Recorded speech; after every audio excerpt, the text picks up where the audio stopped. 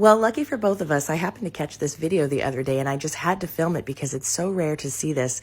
But my hands had been recently shaved and you can actually see the bubbles of sweat coming up out of my hands through the ridges of my palm print. And with the sunlight, the way it's catching my hand, you can kind of see bubbles of sweat between my thumb and the top of my palm, and also really up here in the middle of the top of my palm, right before my fingers start, you can see these bubbles of sweat coming out of my hands.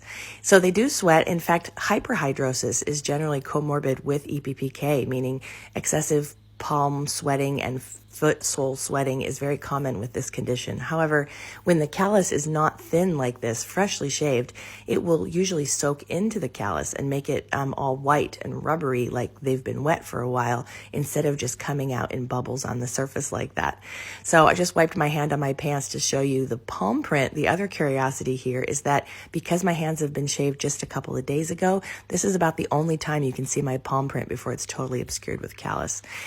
By comparison, this is my hand several days before, not shaved yet, and I was gardening with gloves on, and this is what happens when the sweat comes up through the callus and finally comes to the surface. It is soaked into the callus and made it all white and rubbery.